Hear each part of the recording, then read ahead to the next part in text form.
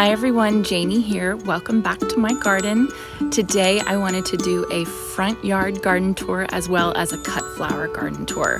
It is mid-February here in Northern California, zone 9B, and we have been having fabulous weather. Spring is here. Spring is early this year, but I'm enjoying every minute of it. I'm hoping that we can get a little bit of a rain, just so that we don't have such a severe drought this year, but it looks like we're in for a drought year regardless. So anyway, I wanted to give you guys a tour. Things have really changed. We've got some beautiful stuff blooming, and I wanted to take you around and show you.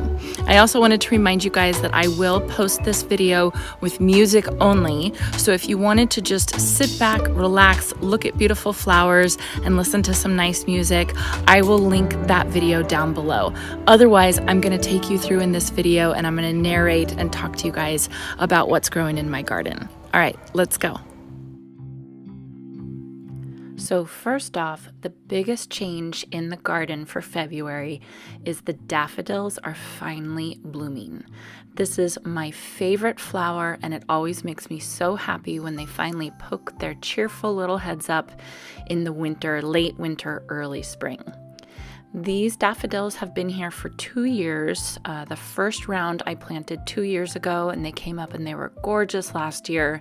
And then this past December, I added some more in just to make the show even bigger, even more en masse. These are just regular golden trumpet daffodils, unbranded version, and I got them in those giant bags from Home Depot, and they work perfectly. I always plant them with a little bit of bulb food and then cover them with a thin layer of mulch, and they just do so perfect in our environment. Right over to the side of the daffodils, I have this little patch that I've cleaned up. I've been having some issues over here with some pest pressure. I'll show you guys in a second. But I have a few Shasta daisies that are doing really well. And then I have some tulips that are coming up. And I have tulips coming up all over my yard, which I'm really excited about. And hopefully in March, I'll be able to show you guys them blooming. But you can see here on my Shasta daisy, I've put Sluggo Plus all around because I can tell that the earwigs have been munching on my Shasta daisies. I also cut back sparkling Amethyst verbena from Proven Winners back there, and just really cleaned up the area. And I did this before we mulched. We mulched our whole yard this past week or two, and it just looks so much better. So moving on, I have my lavender, my Spanish lavender that I should have cut back last fall, but I just never got around to it. So it's a little crazy now, but I really wanted to let it bloom before I cut it back again. So after this flush of bloom that you can see is starting right now, I'll cut it back, just the green part, and then hopefully it will bloom again later this summer. Here is one of my favorite shrubs. It's the Chinese fringe flower. These shrubs were here when we moved into our yard, and I am not taking them out. I love them. They have these beautiful pink fringy flowers that come out late winter, early spring, and it's just a wonderful, refreshing pop of color. It adds to my garden so much, and I think that with the yellow daffodils, the pink fringe flower, and then the purple lavender that it's about to come, it just really makes my late winter, early spring garden gorgeous. So you can see I have 4 of those shrubs. I'm pointing to one back there behind the fence. Probably one of the biggest projects we did in this past month is this stepping stone project. I am planning to plant dahlias all along this black fence right here, right where I'm pointing at. And it's going to be gorgeous. I got all different kinds, different varieties, but I wanted a way to be able to walk up there and see them up close because I really think it's going to be a focal point in my garden this year. So Jason and I decided to add in a stepping stone pathway, and we went to the landscape supply store and found these round, I guess you would call them flagstone stepping stones. And you can see I didn't want them in a straight line. I didn't think that that would look very pretty, just with the way that my garden is and kind of how it's up on a hill, but I love how it turned out. You can see I'm pointing out some more tulips that are coming up, and these guys, they really got hurt. I had to move some of them because some of them were planted right where I was putting the daffodils, the stepping stones. And so some of them, you know, hopefully they'll bloom, but we'll see. I'm showing you guys a limelight hydrangea and a star jasmine. Both have, you know, the star jasmine is evergreen, so, you know, it keeps its leaves all winter, but the limelight hydrangea has not flushed out yet for the season. And then over here I have some little osteospermums. I planted these last year, and I planted them just kind of on a whim. I didn't even put drip irrigation to them, and they are doing fantastic. I didn't think of them as a drought-resistant flower, but they must be because we have not gotten any rain in January and February at all, and they're still blooming and thriving. So I'm really excited about those, and I think I want to add some more of them into my garden. Here you can see my little seedlings from my CAMELOT mix foxglove, and I got these seeds from Johnny Seeds, and they're doing really well. I think they need some fertilizer. I keep saying that, and you know, I've been wanting them to grow a little bit more before I put fertilizer on, but I think I'm actually going to go out today and I'm going to put some diluted fish and seaweed fertilizer on them. Another project I did for February was this cut flower dried GOMPHRENA wreath. I have a video on it and I'll link it up above, and it's just gorgeous. This is the color this GOMPHRENA dries to. I just cut these flowers out of my cut flower garden last year, hung them upside down, bunched them all together, and then added them on the wreath. And it's a perfect Valentine's Day wreath. Here I'm showing you more tulips. Most of these are the Big Love tulips from Longfield Garden. Around my Wichita Blue Juniper, I have some Will and Kate hyacinths, and they are just starting to bloom. And this is my first year growing hyacinths. They're not very common in my area, probably because they'll be like annuals. I don't know if they'll last. They'll overwinter. I'm gonna leave them right in that spot, so we'll see next year, but I think they're really gorgeous. Over in this little bed, this is my shade bed. This month I planted some bare root bleeding hearts. So hopefully those guys will come up soon and we can enjoy their beautiful blooms. Right alongside my Mrs. Tingley Camellia japonica from Monrovia. I am in love with this plant. I got it for my birthday. I was hoping it would bloom closer to my birthday, which is late December, but it didn't start blooming until about 2 weeks ago, but I'm so happy that it's here. Look at how gorgeous that flower is. So unfortunately, Monrovia doesn't actually sell this plant anymore, but if you could find something like it or another camellia, it's so beautiful. Here I'm showing you a hydrangea that I have that is starting to flush out. I don't know the variety of that hydrangea. I'm pretty sure it's a mop head, but it's white and it's absolutely beautiful. More tulips over here, and then as I move on this gated garden area, you can kind of see I've just started cleaning everything up, cutting back the Helen von Stein, just waiting for everything to wake up in the garden. I still get a lot of questions on my espalier in the front of my yard. This is English ivy or Hedra helix, and I have to really pay attention to this and make sure it doesn't get out of hand. I go out about once a week, once every 2 weeks, and I kind of trim it back to make sure it doesn't attach to my siding. I've had a lot of questions about that. That little bunch of sticks right there is another limelight hydrangea. I cannot wait for these guys to flush out. They're probably one of my favorite shrubs along with the Chinese fringe flower in my garden. So you can see that is the front part of my garden. The biggest change are the daffodils and the stepping stone pathway, and I'm really proud of us with how much we got done this month. I think it made a huge difference. Real quick, I'm going to show you this flowering maple. I can't say this word, ABUTILON, doing really well. I wish it got a little bit more sun. I think it would be a little happier and bloom better, but that's the only place I really had for it. And then right next to that is just blooming its little head off is this Clematis armandii. I'm pretty sure it is the snowdrift variety, but I actually got this as a cutting from my neighbor, so I don't know the exact variety of the Clematis armandii.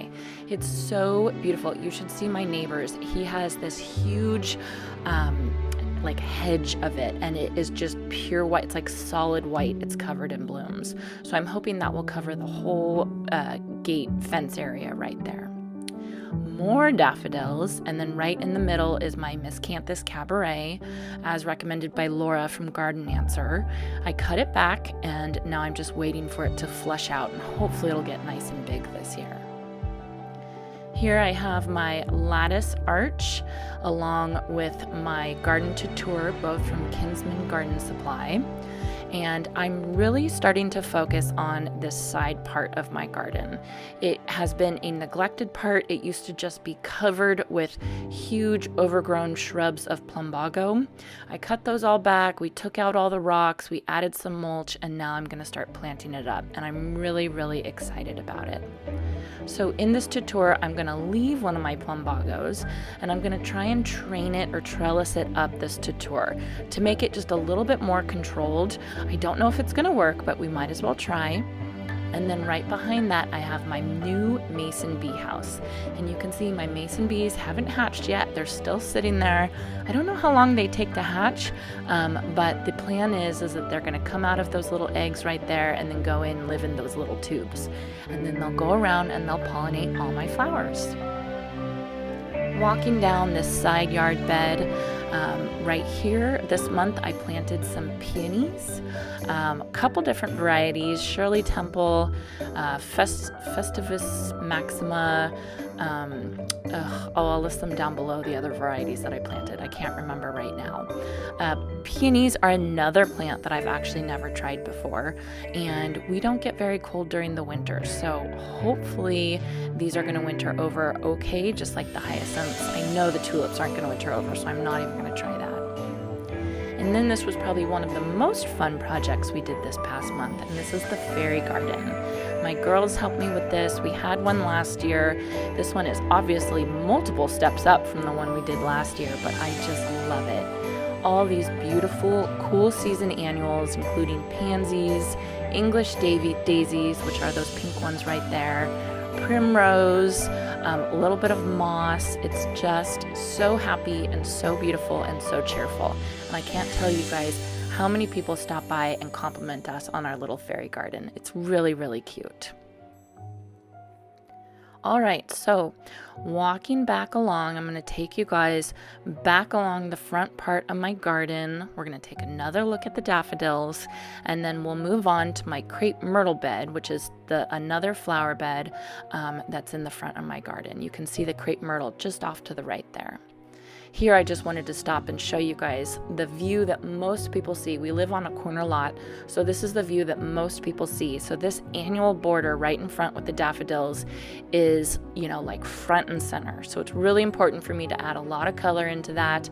And then this angle is the angle that people see my house at. So it's always the angle that I really think about when I'm planting a plant. I think of it as the front of my house, as opposed to where my car is parked right now. I don't really think of that as the front of my house. I think of that corner over there as the front of my house. All right, onto the crepe myrtle bed. I've had a couple questions about this ground cover right here, this white, light silvery ground cover. This is called lamium, and it's a really, really beautiful ground cover. It has these silvery blue leaves, and then it has little purple flowers that will bloom, and it's absolutely gorgeous.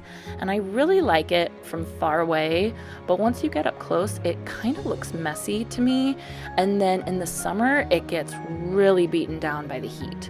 So I haven't decided if I'm going to keep that or not. You know, I kind of feel like that with most things in my garden. It's a process. I wanted to show you guys my crepe myrtle tree. That was a picture of my tree blooming last year. So that's the pink that's going to bloom from it. It hasn't budded out yet, but I think it's coming soon. Pointing out even more daffodils, so you can imagine what it's going to look like when all those bloom. I hope they bloom all at the same time. That would be absolutely beautiful. And then this is a white geranium.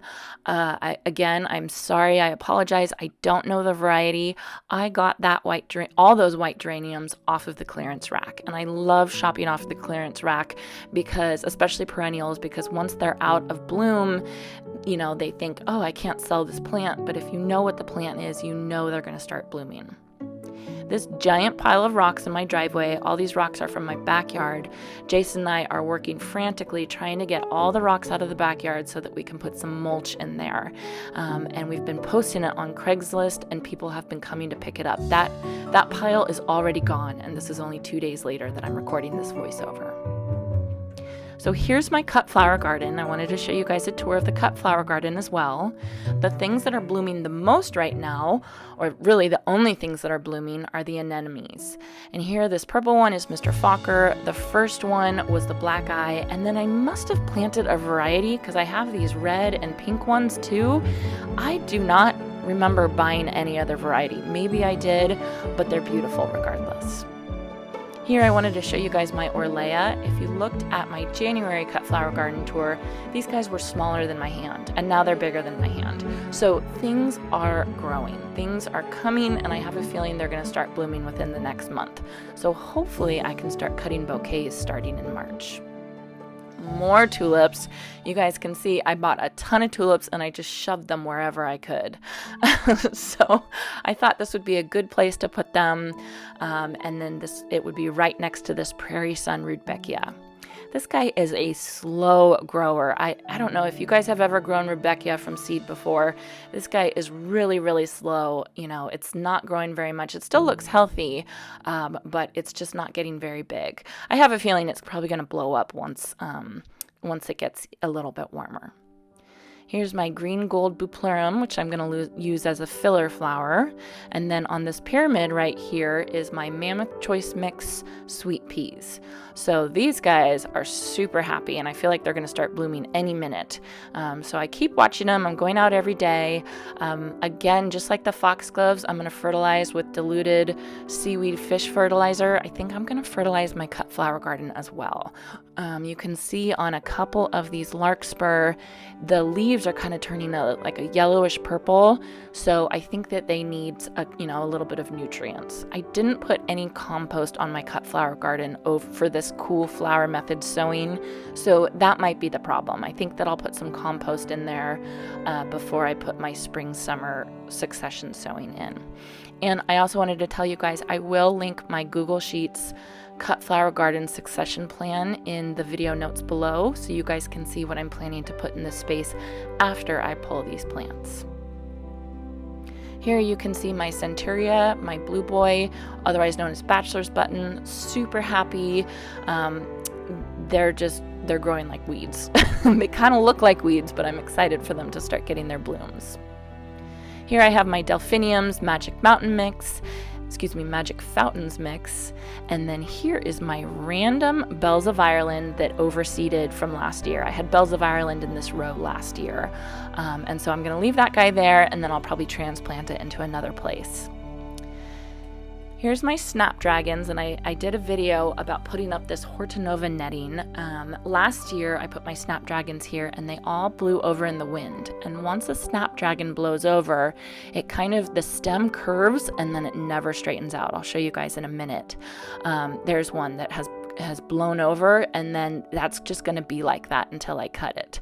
So I really wanted to have straighter stems this year for my snapdragons, and so this Hortonova netting is supposed to help support them. So I don't love how it looks. I don't love how the Hortonova netting looks, but it's going to help my flowers be nice and happy and grow well. All right, almost done. 2 more flowers to go. Here I have my Apple Blossom Snapdragons. This is the Potomac variety, and these are definitely behind in growth rate compared to the Bridal Pink, but they still look healthy, they still look happy. And then this big, massive green is my Ranunculus. That includes Tomer Pink, Purple, and Picardy Pink, and they're really happy. You can see there's differences even here in the growth rate, smaller ones and bigger ones. Obviously this weed doesn't help, but you guys know how it is keeping up on weeds. Especially when it starts getting warmer, they start going crazy. So that is my cut flower garden for February. I'm really happy. I feel like it is going to start blooming its little head off very soon. So thank you guys for joining me for this garden tour. I hope you enjoyed it. If you have any questions, please leave them in the comment section down below and I will try and answer them as best I can. Please consider subscribing for more garden vlogs and more garden tours, and I will see you all in another video very soon.